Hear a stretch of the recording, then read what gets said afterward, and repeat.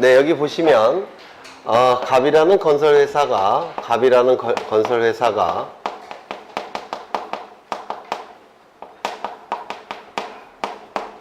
갑이라는 건설회사가 아직 이 토지에 대해서 합병 절차가 완료가 되지 않아서 지적 정리가 안 됐습니다. 따라서 하필 등기도 아직 안 됐을 겁니다. 그렇다면 이 갑은 303호만 을에게 이전 등기를 해줄 수가 있을 겁니다. 맞습니까? 그리고 이런 것들이 다 완료가 돼야지만 나중에 이것을 을에게 이전 등기 해 줘야 될 겁니다. 대지사용권 이전 등기를 해 줄 겁니다. 나중에라도. 이게 먼저 이루어지고 이게 나중에 이루어지는 경우도 존재할 수 있다는 겁니다. 맞습니까? 이때 시간이 이렇게 흘러갑니다. 시간이 이렇게 흘러가는데 이 시점은 303호에 대해서 소유권 이전 등기가 을의 이름으로 이루어진 시점입니다. 을의 이름으로. 그 다음에 이 시점은 대지사용권의 이전 등기가 이루어진 시점입니다. 대지사용권 예로서 소유권을 들겠습니다. 그래서 소유권 이전 등기가 이루어진 시점이에요. 그러면 이 을은 303호는 이때 취득했지만 대지사용권 즉 토지소유권은 이때 취득한 겁니다. 맞습니까? 그렇다면 이 시점부터 이 시점까지 을은 대지사용권이 있을까요? 없을까요? 네? 있어요? 없어요? 잘 모르겠나요? 소유권이라는 대지사용권은 없겠죠. 물론 소유권이라는 대지사용권은 없습니다. 을이 요 기간 동안에는. 그런데 구분 건물을 소유한 자는 무조건 대지사용권이 있어야 돼요. 직권법에 그렇게 규정이 되어 있습니다. 그럼 무조건 있어야 되니까 여기 있어야 되지 않겠습니까? 없을까요? 있겠죠. 그 대지사용권의 이름이 뭘까요? 아까 대지사용권이 될 수 있는 권리 뭐가 있다고 그랬죠? 소유권, 지상권, 전세권, 임차권. 요 네 개는 등기법에서 인정하는 대지사용권이고 또 우리 판례가 인정하는 대지사용권이 있었는데 뭘까요? 점유사용권. 바로 요때 을이 가지고 있는 대지사용권이 점유사용권입니다. 요거 이해가 되십니까? 그래서 우리 판례가 대지사용권을 인정할 수밖에 없는데 직권법 때문에 그때 우리 판례가 고안해낸 대지사용권이 바로 이 점유사용권이라는 대지사용권입니다. 요거 이해가 되십니까? 그래서 이 점유사용권 이런 대지사용권은 직권법에서 대단히 중요합니다. 민법에서 민사특별법에서 출제가 될 겁니다. 요거 좀 기억해 두셔야 됩니다. 그러면 이제 프린트를요 교재를 보겠습니다. 교재를 피시면 구분건물 등기부가 나와 있고 참 많이 출제됐죠. 최근까지 계속 출제하고 있습니다. 거기 보시면 1등기기록의 구성과 내용 나와 있는데 한 동 건물에 속하는 구분건물 전부에 대하여 한 개의 등기기록을 사용하고 즉 이 전체에 대해서 하나의 등기부라고 그랬죠. 이거 아까 다 설명을 했어야 되는데 지우기 전에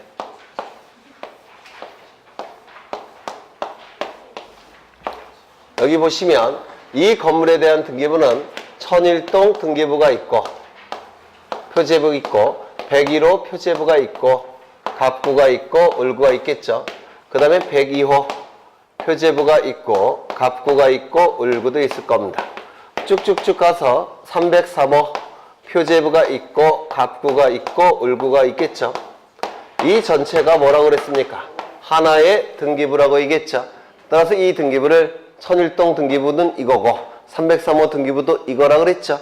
기억나십니까? 이 전체가 하나의 등기부입니다.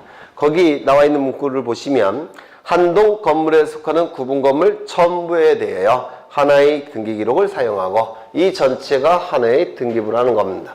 그런데 이 부동산을 여기 보시면 101호부터 303호까지 있는데요.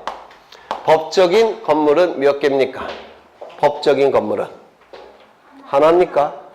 이게 왜 법적인 건물이 한 개예요? 소유권자가 다 따로 있는데 법적인 건물은 9개입니다. 부동산은 9개예요. 그런데 등기부는 몇 개입니까? 1개예요. 그렇죠? 그러면 1부동산, 부동산별로 등기부가 하나씩 있어야 되는 것이 1부동산 1등기기록의 원칙이죠. 그런데 이 집합 건물의 경우에는 부동산은 9개인데, 법적인 부동산은 9개인데 등기부는 몇 개 있습니까? 1개밖에 없습니다.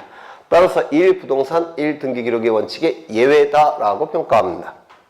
그렇죠? 법적인 부동산은 9개, 법적인 등기부는 1개. 따라서 1부동산 1등기기록의 원칙의 예외입니다. 그런데 보통 등기부는 표제부, 갑구, 을구 이렇게 구성이 되어 있죠. 그럼 여기에는 구분 건물마다 다 표제부, 갑구, 을구 다 따로 있죠. 그러면 이 구분 건물마다 표제부, 갑구, 을구가 따로 있다면 표제부, 갑구, 을구를 한 세트로 봤을 때 이 세트가 몇 개 있습니까?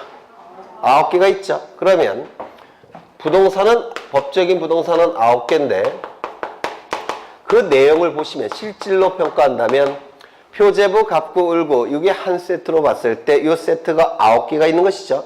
실질로 본다면 등기부는 몇 개가 있는 겁니까? 9개가 있는 겁니다. 실질로 본다면 전부 다 구분 건물마다 따로따로 표제부, 갑구, 을구가 따로따로 존재하기 때문에 실질로 본다면 등기부도 9개라고 볼 수가 있습니다. 형식으로 본다면 이건 하나예요. 하지만 실질로 본다면 이거 하나 이렇게 볼 수도 있다는 겁니다. 이거 이해가 되십니까? 따라서 실질로 본다면 1부동산 1등기의 원칙이 채택되고 있다라고 볼 수도 있다는 겁니다. 이거 이해가 되셔야 되는데, 그래서 그 옆에 보시면 그 표시란에 한 동 건물의 전체의 소재와 지번 등 물리적 현황을 표시하면 다시 각 구분 건물마다 표제부, 갑구, 을구를 둠으로써 실질적으로는 1부동산 1등기기록의 원칙을 채택하고 있다라고 얘기할 수도 있다는 겁니다. 자주 출제되는 문구니까 기억해 두셔야 될 겁니다. 구분 건물의 등기부의 양식은 아까 보셨고요. 기억해 두셔야 될 게 전유 부분 표제부는 반드시 기억하셔야 돼요. 전유 부분 표제부. 먼저 전유 부분인 건물의 표시에서 소재 지번은 기록한다, 기록하지 않는다? 기록하지 않는다. 왜? 한동 건물의 소재 지번과 일치하니까. 맞습니까? 전유 부분 표제부에서 상담부 전유 부분인 건물의 표시에서는 면적이 전유 부분이 면적만을 의미하지 공용 부분 면적은 빠진다는 것, 그것도 기억하시라고 그랬죠.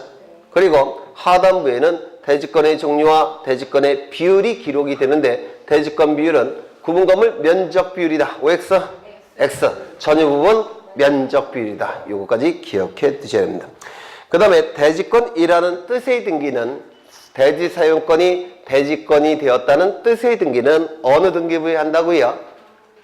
네? 토지 등기부 어디에 합니까?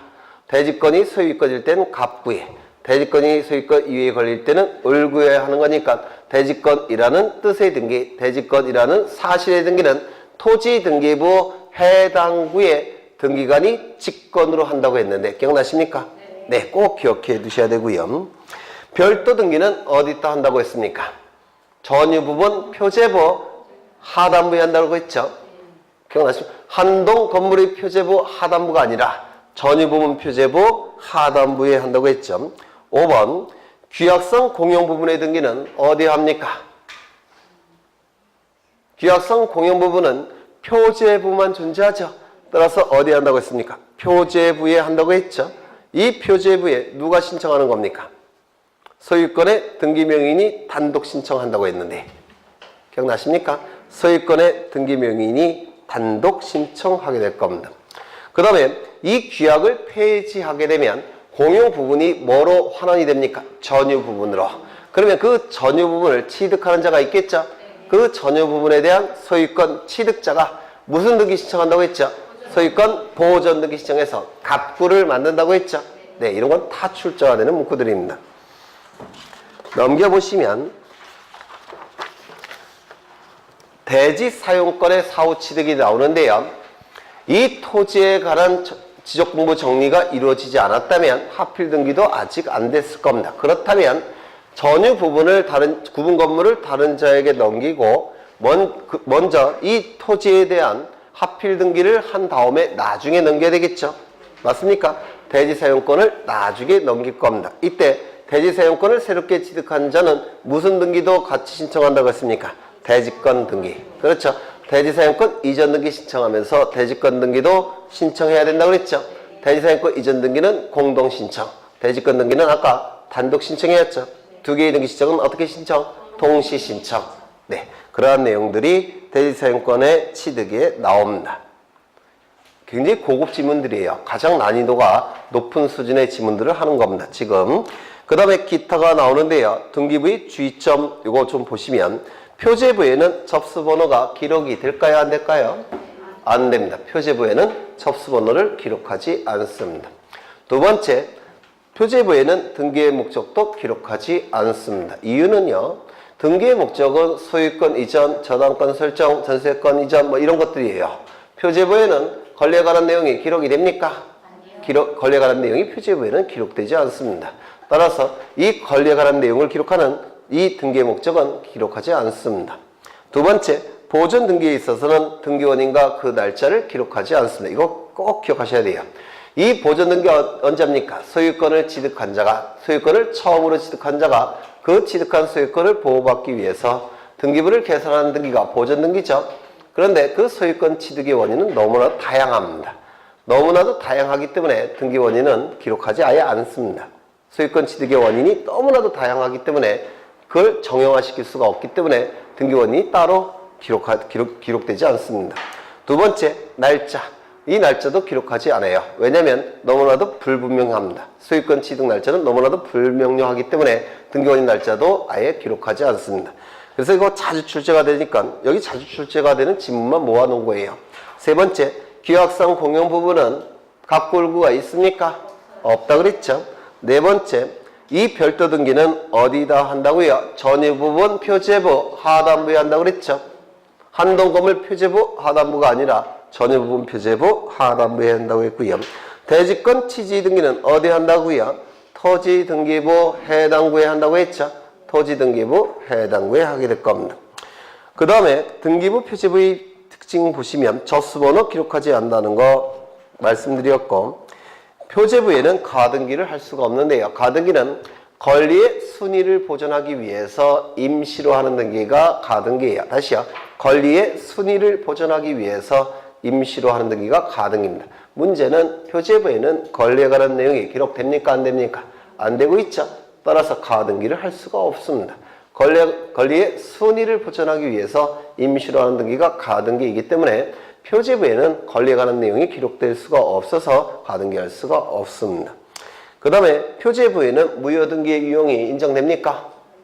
이거 민법에서 하셨죠? 하셨어요? 안 하셨어요? 네? 했죠? 네, 있죠. 이따가 확인을 해볼 겁니다. 그 다음에 표제부 등기에는 등기의 추정력이 인정이 되느냐? 이 등기의 추정력의 원래 말은 등기의 권리 추정력이에요.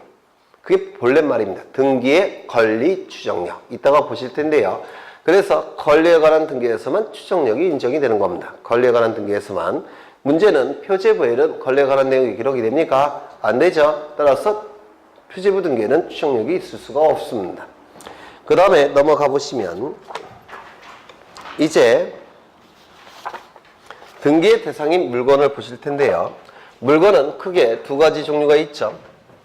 물건은 뭐가 있습니까? 네, 동산과 부동산이 있을 겁니다. 이 동산은 공시 방법이 점유죠. 부동산은 공시 방법이 등기가 될 수 있겠죠. 이 부동산은 또한 둘로 나눠집니다. 어떻게 나눠집니까? 토지와 토지 위의 정착물, 이렇게 둘로 나눠지게 될 겁니다. 토지는 등기부가 있죠. 그렇죠. 이 토지 위의 정착물도 둘로 나눠질 겁니다. 건물과 건물 이외의 정착물, 이렇게 둘로 나눠지게 될 겁니다. 건물은 등기부가 있죠. 건물 이외의 정착물은 등기부가 없으니까 토지의 구성 부분이 되는 겁니다. 이때 이 등기할 수 있는 건물과 등기할 수 없는 건물 이외의 정착물을 구분해야 되는데, 구분하는 기준이 세 가지가 있다라고 했습니다. 첫 번째 뭐가 있습니까? 정착성. 땅에 딱 정착된 성질이 있어야 될 겁니다. 두 번째, 바깥에 공기와 안의 공기가 분단된 성질이 있어야 되죠. 이 외기 분단성이 있기 위해서 먼저 지붕이 있어야 될 겁니다. 그리고 사방에 벽이 있어야 되겠죠. 그래서 민법상의 건물과 등기법상의 건물은 다르다고 했죠. 민법상의 건물은 지붕이 있고 주벽만 있다면 민법상 건물이죠. 하지만 등기법상의 건물은 등기부가 만들어져야 되기 때문에 완성된 건물일 걸 요구합니다. 따라서 주벽 갖고는 안 돼요. 사방에 벽이 있어야 됩니다. 세 번째, 뭐가 있어야 됩니까? 용도성이 있어야 되죠. 이 세 가지 요건이 충족이 돼야지만 건물로서 등기가 가능하게 될 겁니다. 즉 완성되어야지만 건물로서 등기가 가능하다는 뜻입니다. 이때 토지와 건물의 일반적인 내용을 보시면 제가 거기 나와 있어요. 책에 이런 표를 좀 기억하시라고 했었는데 여기는 부동산의 일부, 여기는 부동산 권리의 일부, 이걸 지분이라고도 얘기하죠. 거기 책에 표를 그려놨죠. 네. 그 다음에 여기는 뭐였습니까? 네. 소유권에 관한 등기. 그 다음에요. 저당권에 관한 등기. 그 다음에 처분 제한 등기. 이쪽은 용의 물권 등기. 그 다음에 용익 채권인 임차권 등기. 용의 물권은 뭐가 있습니까? 지상권, 지역권, 전세권이 있을 겁니다. 부동산 일부에 대한 소유권, 저당권, 처분 제한 등기가 됩니까? 안 됩니까? 안 된다고 했죠. 지분에 대해서 소유권, 저당권, 처분 제한 등기가 됩니까? 된다고 그랬죠. 여기는요. 부동산 일부에 대해서 지상권, 지역권, 전세권, 임차권 등기가 가능합니까? 가능하다고 했죠. 이때 이러한 등기를 신청할 때는 뭐를 첨부한다고 했습니까? 도면을 첨부해야 된다는 거, 이것까지 기억하시라고 그랬죠. 그 다음에 지분에 대해서 용의물권, 임차권 등기 됩니까? 네? 안 된다고 했죠. 그 설명은 예전에 다 했어요. 또 하기는 시간이 너무 많이 걸리고. 이때 여기서 조심하셔야 될 게 소유권 보존 등기는 조심하라고 했는데 기억나십니까? 기억 안 나시면 설명을 하겠습니다.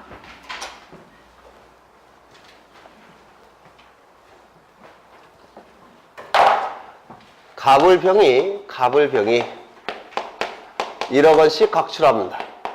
1억 원씩 각출해요. 1억 원씩 각출해갖고 건물을 한 채 지었습니다. 그러면 이 갑을병은 소유권을 취득할 겁니다. 그런데 1억 원씩 각출해서 건물을 지었기 때문에 3분의 1씩 소유권을 취득할 겁니다. 맞습니까? 이 갑을병이 취득한 소유권을 보호받기 위해서 갑을병은 등기소에 가서 보존등기 신청할 겁니다. 보존등기 신청에 의해서 등기부가 만들어지겠죠? 보존등기 신청에 의해서 등기부가 만들어질 겁니다. 1번 소유권, 보존, 공유, 갑 3분의 1을 3분의 1, 병 3분의 1 이렇게 등기가 돼야 될 겁니다. 맞습니까? 이 보존 등기에 의해서 등기부가 개설이 되고 있기 때문에 이 보존 등기만큼은 전부 다 이 그 지분을 가진 자 전원의 이름이 등기부에 나타나야 됩니다. 그렇겠죠? 보존 등기부에 의해서 이 등기부가 개설되고 있기 때문에 이 보존 등기만큼은 반드시 전원의 이름이 등기부에 나타나야 돼요. 그렇다고 한다면 지분을 가진 자 1인인 갑이 자신의 지분에 대해서만 보존등기 신청할 수 있다 없다? 네, 없다 그랬죠. 이 보존등기는 등기부를 개설하는 등기이기 때문에 반드시 전원의 이름이 등기부에 나타나야 돼요. 그러면 지분을 가진 자 1인이 자신의 지분에 대해서만 보존등기 신청할 수 있느냐? 있다 없다? 없다. 그렇다면 1인이 전원 명의로 보존등기 신청할 수 있느냐? 이건 가능합니까? 전원의 이름이 나타나고 있죠? 이건 가능합니다. 지분을 가진 자 1인의 자신의 지분만에 대한 보존등기는 불가능해요. 등기부를 개설하는 등기니까 반드시 전원의 이름이 나타나야 됩니다. 그러면 1인이 전원 명의로 보존등기 시작할 수 있냐? 이건 된다고 했죠? 되셨나요? 안 되셨나요? 네, 이거 좀 기억해 두셔야 합니다. 그러면 다시 책을 보겠습니다. 거기 80쪽에 나온 걸 보시면요. 거기 아래쪽에 표가 하나 더 나와 있죠? 네, 요거 좀 확인을 하겠습니다. 먼저 등기할 사항이 아닌 물건, 정착성, 외기 분단성, 용도성 갖고 판단하는 겁니다. 출제가 되고 있기 때문에 좀 기억하셔야 돼요. 먼저 터널. 터널은 앞과 뒤가 뚫려 있죠. 세 가지 요건 중에서 뭐를 구비 못했습니까? 터널은 네? 외기 분단성. 그렇죠. 터널은 앞과 뒤가 뚫려 있으니까 외기 분단성을 구비 못했죠. 두 번째 교량. 지붕도 없고 벽도 없죠. 따라서 뭘 구비 못했습니까?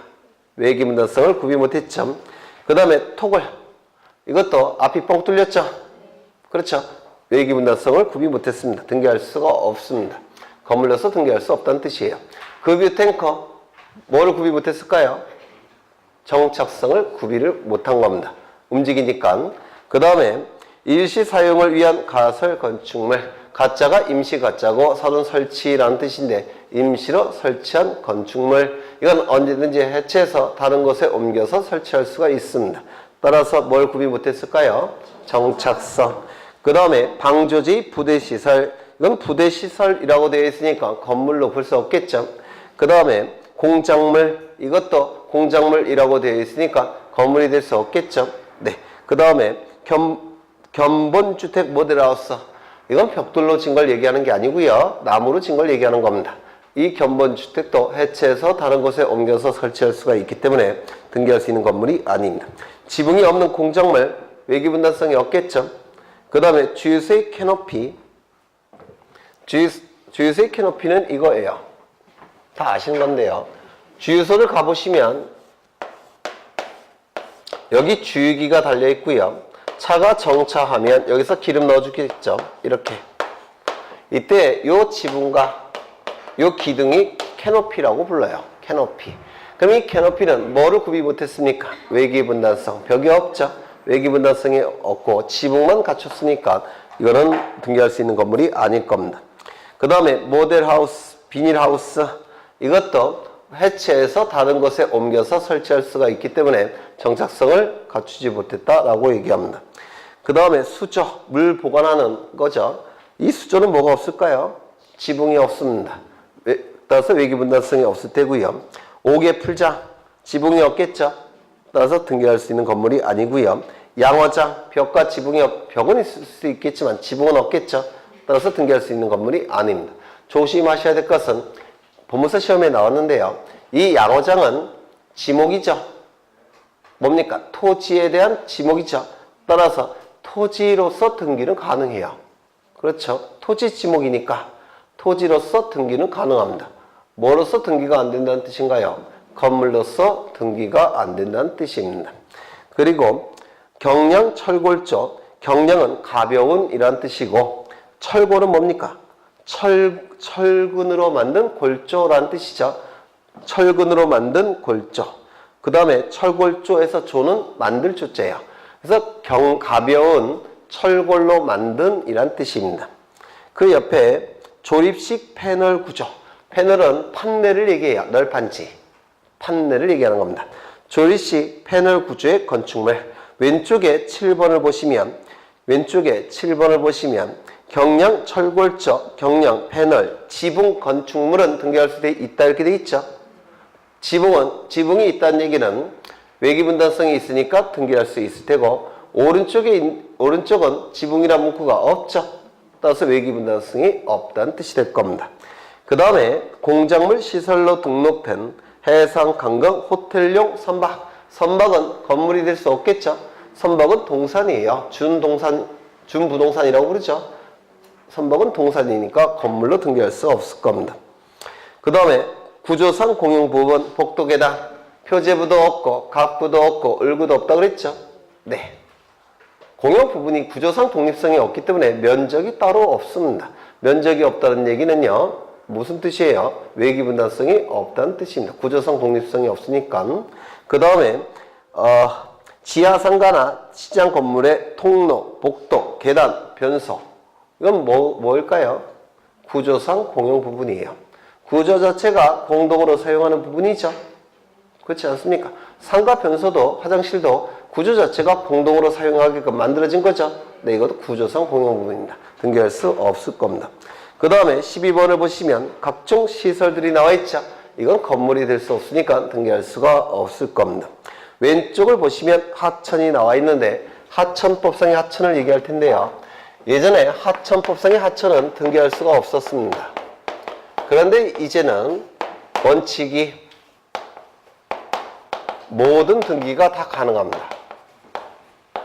다만 예외적으로 4개의 등기는 등기가 불가능해요. 지상권, 지역권, 전세권, 임차권. 이러한 등기들은 불가능합니다. 여기 하천이 이렇게 있는데요.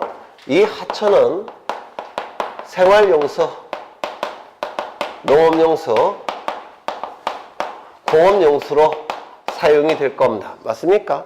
그런데 A라는 자가 이러한 등기를 갖추고 있다고 한다면 이 A가 독점적으로 이걸 사용하게 됩니다. 지상권자, 지역권자, 전세권자, 임차권자로서. 맞습니까? 그러면 A가 이러한 권리를 가지고서 독점적으로 사용한다면 이러한 용도로 사용할 수 있습니까? 없습니까? 없게 돼요. 따라서 특정인에게 독점적 사용을 인정하는 권리에 관한 등기는 허용될 수가 없습니다. 이건 공통점이 뭡니까? 지상권, 지역권, 전세권, 용익물권, 임차권, 용익채권. 이러한 등기들은 특정인에게 독점적 사용을 허용하고 있기 때문에 등기가 불가능합니다. 뭐 그런 것이죠. 그 다음에 3번을 보시면 사이로라는 게 나오죠. 사이로. 사일로라고도 부르는데요. 캐나다 같은 데 가보시면 이런 게 있대요. 저도 실제로는 못 봐서.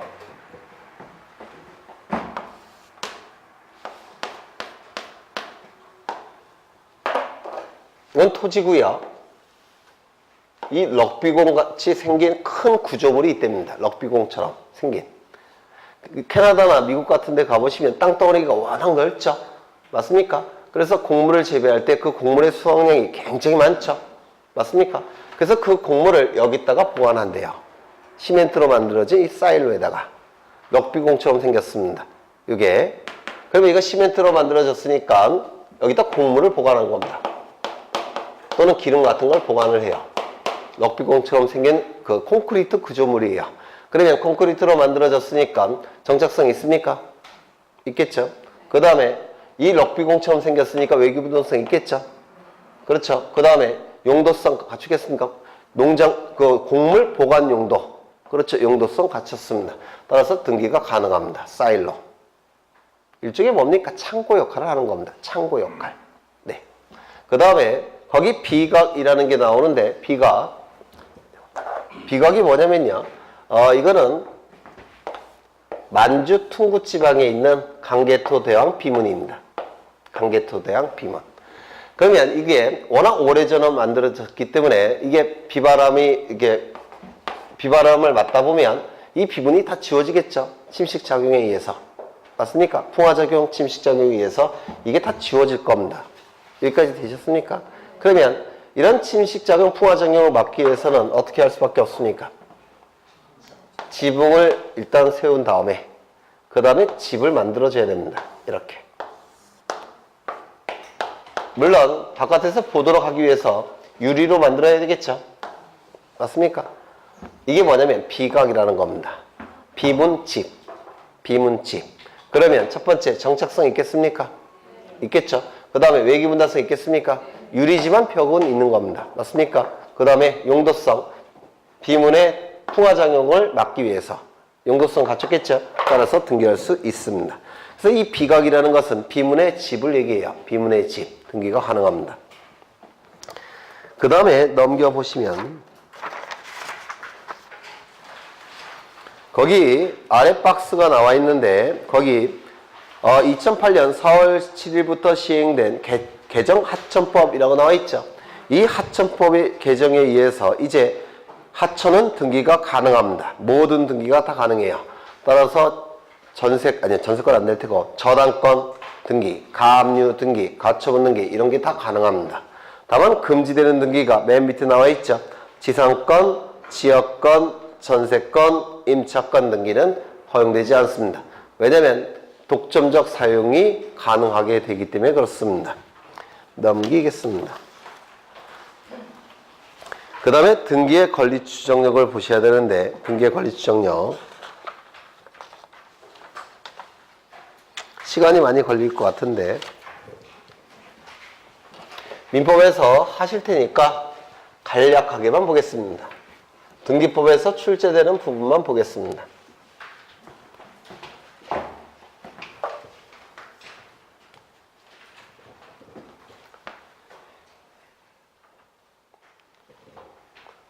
여기에 부동산이 있고요. 이 부동산의 소유권자는 갑입니다. 갑이 소유권자예요. 그런데 갑이 을과 매매 계약을 체결합니다. 소유권 이전 등기까지 이루어지게 되면 갑이 가진 소유권은 을의 소유권으로 변동이 될 겁니다.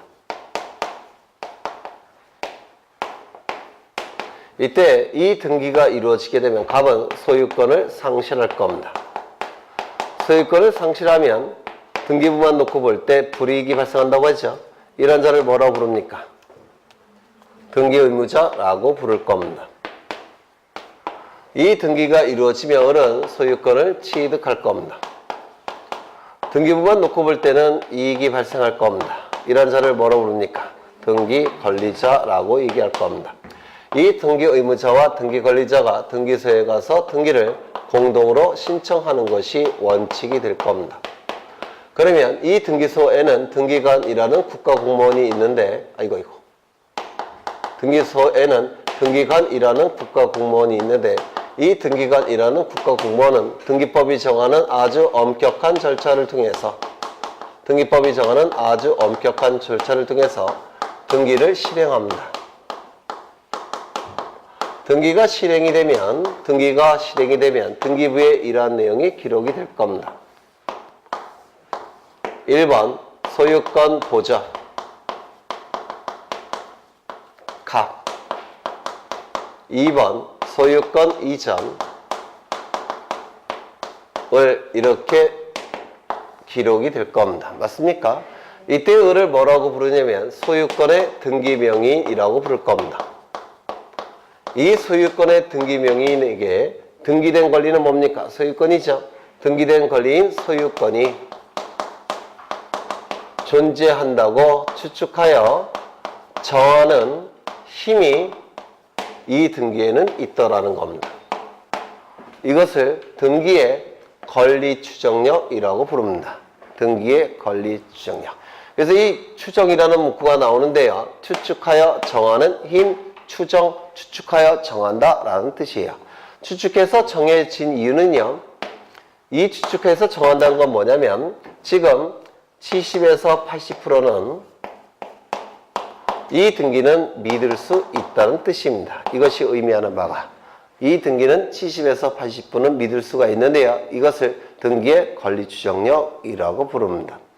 그러면 여기서 70에서 80%는 왜 믿을 수가 있느냐? 즉 등기의 권리추정력은 왜 인정이 되느냐? 이 등기는 누가 해준 등기입니까? 물론 등기관이 해줬겠죠. 누가 신청을 한 겁니까? 등기가 이루어짐으로 인해서 권리를 상실하여 불이익이 발생하는 등기 의무자가 등기를 신청해 줬기 때문에 이 등기가 실행이 된 거죠.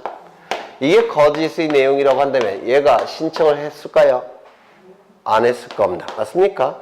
이 등기가 사실인 등기니까 갑이 등기를 신청해 준 겁니다. 맞습니까? 그러면 갑이 등기를 신청했다는 건 무슨 뜻이에요? 공동 신청이니까 70에서 80%는 믿을 수가 있다는 겁니다. 두 번째, 등기관은 국가공무원입니다. 등기관은 국가공무원인데 나라로부터 복록을 받으면서 거짓의 등기 해주겠습니까? 거짓의 등기 안 해주겠죠? 믿을 수 있다는 겁니다. 10에서 80%는. 이 등기는 등기법이 정하는 아주 엄격한 절차를 통해서 이 등기가 실행이 된 겁니다. 거짓의 등기라고 한다면 이 절차에서 탈락을 했을 겁니다. 맞습니까? 그래서 이 절차를 거쳐서 나온 등기니까 70에서 80%는 믿을 수가 있다는 겁니다. 그 다음에 동산의 공시 방법은 뭡니까? 점유죠. 이 점유는 추정력이 있다라고 민법에 규정이 되어 있죠. 점유의 추정력은 민법에 규정이 되어 있습니다. 그러면 불완전한 공시 방법인 점유도 추정력이 인정이 되는데 훨씬 완전한 공시 방법인 등기도 당연히 추정력을 인정하겠다는 겁니다. 이러한 여러 가지 이유 때문에 이 등기는 믿을 수가 있다는 겁니다. 이 등기는 이게 추정이란 뜻이에요. 70에서 80%는 믿을 수 있다는 거.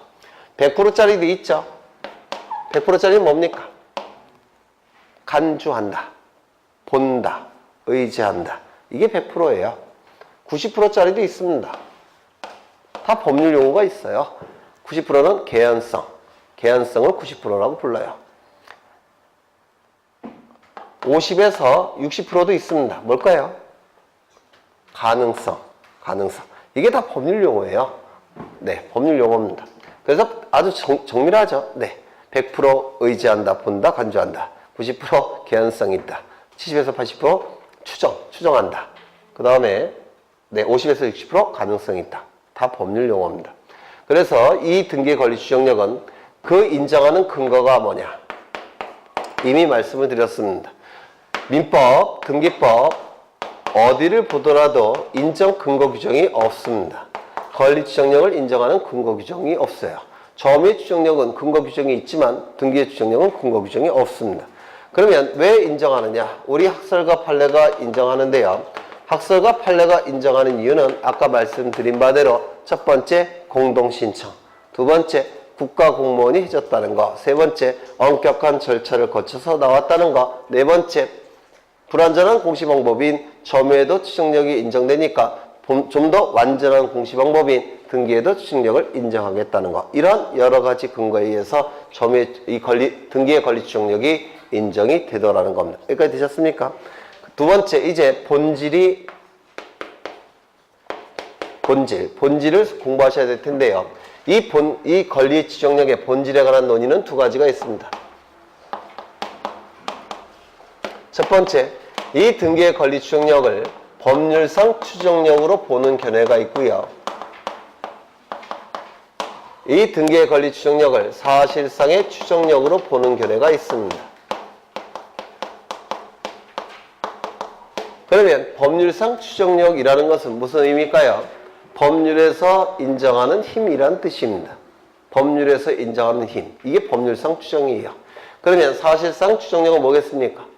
법률에서 인정하는 힘이 아니라 관행상, 관습상 인정하는 추정력이란 뜻이에요.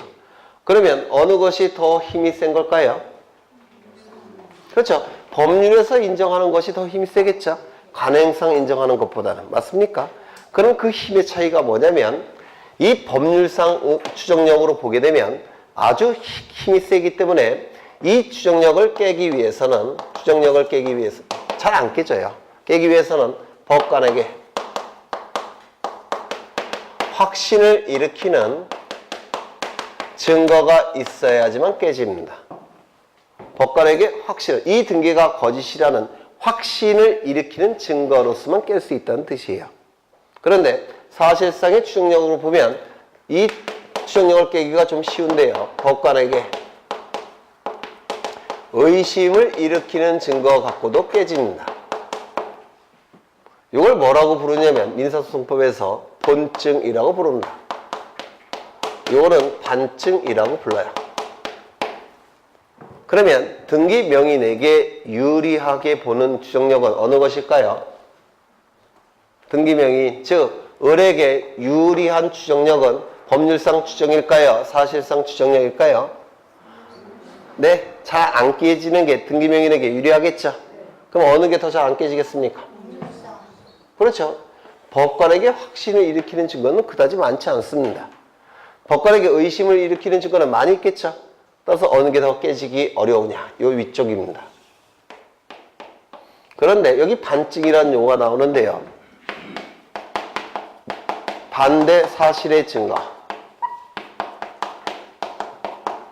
요게 반증일까요? 아닐까요? 민법에서 하셨잖아요. 네? 반증. 반대 사실의 증거와 반증은 다른 뜻이에요. 반대 사실의 증거는 본증입니다. 법관에게 확신을 일으키는 아주 중요한 증거예요. 반증이라는 것은 법관에게 의심만 일으키는 증거입니다. 여하간 등기명인에게 유리한 건 어느 쪽이라고요? 위쪽입니다. 그렇죠? 그래서 우리 판례와 통설은 이쪽으로 봅니다. 법률상 추정력으로 보게 돼요. 그 다음에 범위. 범위는 크게 둘로 나눠지는데요. 첫 번째, 물적 범위가 있고요. 인적 범위가 있습니다. 먼저 물적 범위, 이게 대단히 중요한데요. 꼭 외워두셔야 돼요. 물적 범위는 등기 관리 적법 추정. 책에 다 있습니다. 등기 관리 적법 추정. 등기 관리 적법 추정. 두 번째는 등기 원인 적법 추정. 세 번째는 등기 절차 적법 추정. 이런 뜻인데, 먼저 등기관리 적법 추정은 뭘 의미하냐면 등기부에 기록된 권리는 등기명인에게 적법하게 존재한다고 추정해 주겠다는 겁니다. 추정은 70%에서 80%는 믿어주겠다는 겁니다. 이게 등기관리 적법 추정이에요. 그렇다면 등기부에 전세권 등기가 되어 있다면 그 등기명인에게 전세권이 존재한다고 70에서 80%는 믿어주겠다는 겁니다. 저당권 등기가 되어 있다면 등기명인에게 저당권이 적법하게 존재한다고 믿어주겠다는 겁니다. 이게 등기관리 적법 추정이에요. 그러면 저당권이 등기명인에게 있다라고 추정이 된다면 부정성에 의해서 뭐도 같이 있는 겁니까? 피담보 채권도 존재하는 것이죠. 맞습니까? 이것도 등기관리 적법 추정이 됩니다. 등기부에 기록된 권리는 등기명인에게 적법하게 존재한다고 추정하는 것, 이를 등기관리 적법 추정이라고 얘기할 겁니다. 등기원인 적법 추정은 뭐냐면 여기 등기부에 등기원인을 기록하는 칸이 있습니다. 매매. 여기에 매매라고 기록이 되어 있다면 매매를 증명하는 서류가 첨부가 됐을 겁니다. 그렇겠죠? 그래서 그 서류가 첨부가 됐으니까 매매가 기록이 될 겁니다. 그러면 여기에 매매로 기록이 됐다면 당사자가 매매 계약을 체결했다라고 추정해 주겠다는 겁니다. 만약에 여기에 증여라고 되어 있다면 당사자 사이에 증여 계약이 체결되었다라고 70에서 80%는 믿어주겠다는 겁니다. 여기에 저당권 설정이라고 되어 있다면 갑과 을 사이에 저당권 설정 계약이 체결되었다고 70에서 80%는 믿어주겠다는 겁니다. 이를 등기원인 적법 추정이라고 얘기할 겁니다. 등기 절차 적법 추정. 이 등기는 이 엄격한 절차를 거쳐서 나온 등기죠.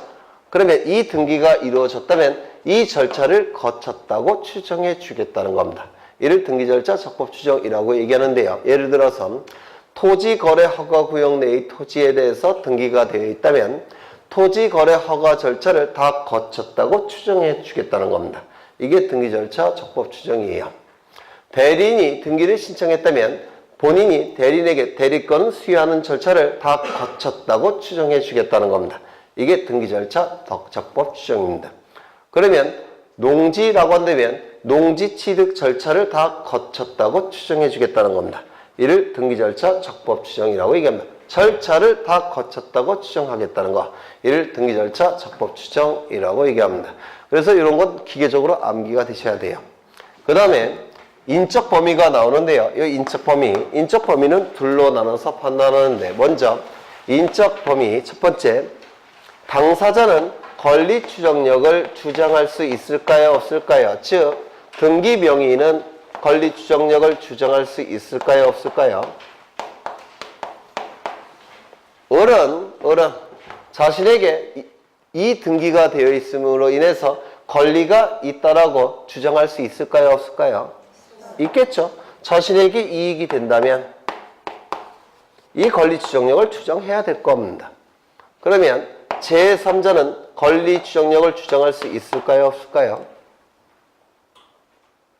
민법 공부 열심히 해야 되겠죠. 제3자는 권리 추정력을 주장할 수 있을까요? 없을까요? 예를 든다면 을에게는 누가 있냐면 채권자가 있습니다. 그러면 갑과 을을 당사자라고 얘기할 테고 이 A는 제3자라고 얘기하겠죠. 그러면 제3자는 이 등기의 권리 추정력을 주장할 필요가 있을까요? 없을까요? 만약에 을이 권리를 갖고 있다면 강제 집행 쉽게 들어오겠죠. 그러면 이 제3자 A가 채권자가 등기부 봐라, 네가 소유권 있지 않느냐 라고 주장할 수 있을까요? 없을까요? 있겠죠. 그러면 이 제3자가 자신에게 이익이 되니까 권리 추정력 주장하겠죠. 그러면 제3자가 이익이 된다는 얘기는 이 당사자는 이익이 된다는 겁니까? 불이익이 되는 겁니까? 불이익이 되는 것이죠. 따라서 불이익으로 추정될 수도 있습니다. 이게 민법에서 자주 나오죠. 왜 처음 보는 것처럼. 그 다음에 요 2번 요것도 대단히 중요한데요. 권리 변동의 당사자 간에도 권리 추정력을 주장할 수 있느냐. 요게 대단히 중요합니다. 이건 무슨 얘기냐면 권리 변동의 당사자는 소유권이 갑에게서 을로 넘어갔죠. 권리 변동의 당사자는 갑과 을이죠. 그러면 을이 이 등기를 가지고 갑에게 권리 추정력을 주장할 수가 있느냐. 이게 문제가 됩니다. 있을까요? 없을까요? 을이 갑에게 등기부 봐라. 내 이름으로 등기가 되어 있지 않느냐. 나에게 권리가 있다. 라고 주장할 수가 있느냐. 있을까요? 없을까요? 네? 공부 열심히 해야 되겠죠. 민법 공부를.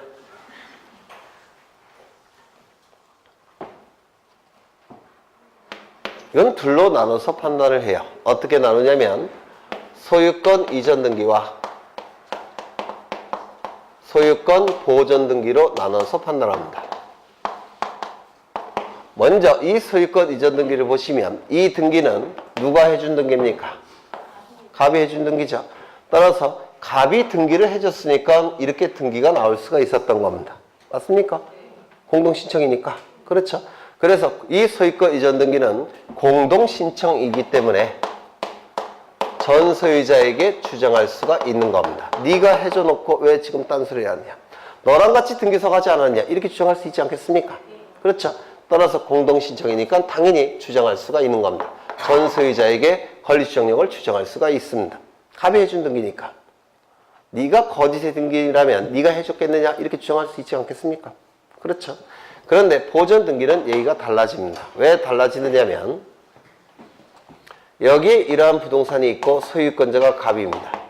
갑이 매매 계약을 체결합니다. 그리고 소유권 이전 등기까지 이루어지면 갑이 가진 소유권은 을의 소유권으로 바뀌겠죠. 그런데 을 명의로 등기가 되기 위해서는 먼저 갑의 이름으로 보존 등기가 된 다음에 을의 이름으로 이전 등기가 돼야 될 겁니다. 맞습니까? 그런데 갑이 을에게 제안을 해요. 내가 매매대금 10% 깎아줄 테니까 네 이름으로 보존 등기 해다오. 갑은 세금을 아끼기 위해서. 그러면 을은 대금 깎아준다니까 받아들이겠죠. 따라서 이 특약에 의해서 을이 자신의 이름으로 보존 등기하는 경우가 있습니다.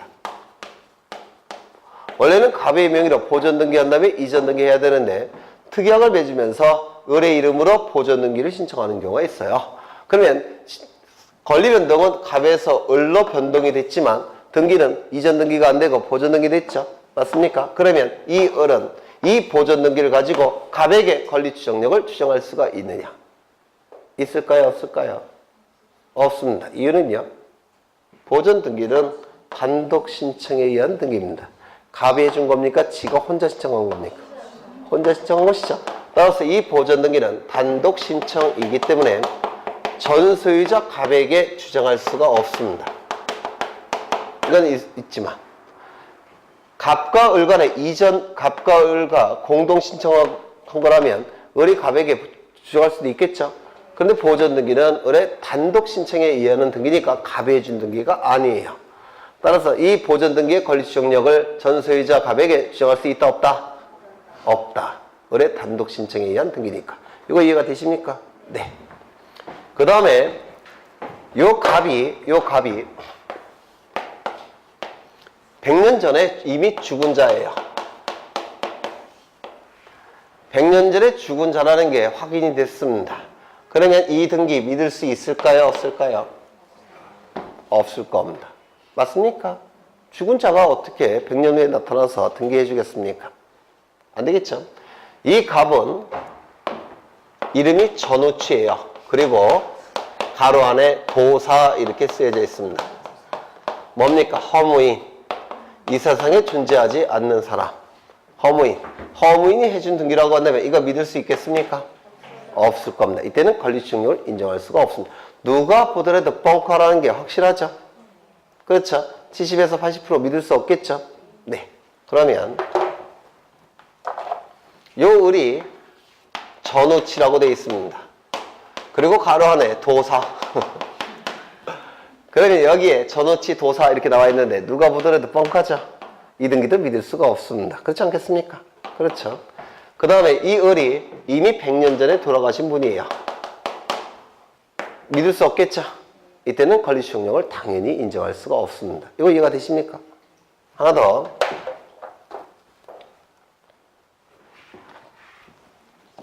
등기부에 뭐라고 등기가 되느냐면 여기에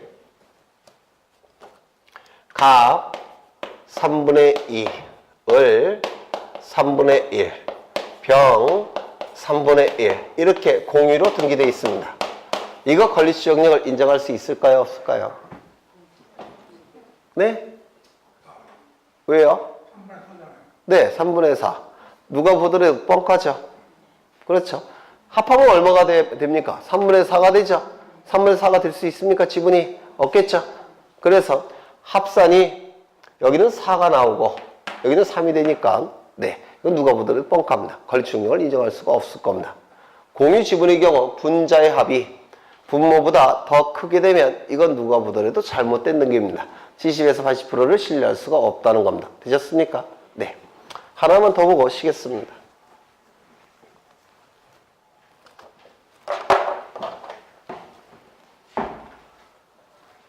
여기 이러한 부동산이 있고요. 소유권자가 갑입니다. 소유권자가 갑인데요. 을과 매매 계약을 체결합니다. 그리고 소유권 이전 등기를 합니다. 그런데 이 매매 계약이 무효 취소 해제가 돼버리면 이 안에 있는 물권 행위도 같이 없어지겠죠. 소유권은 자동적으로 복귀가 될 겁니다.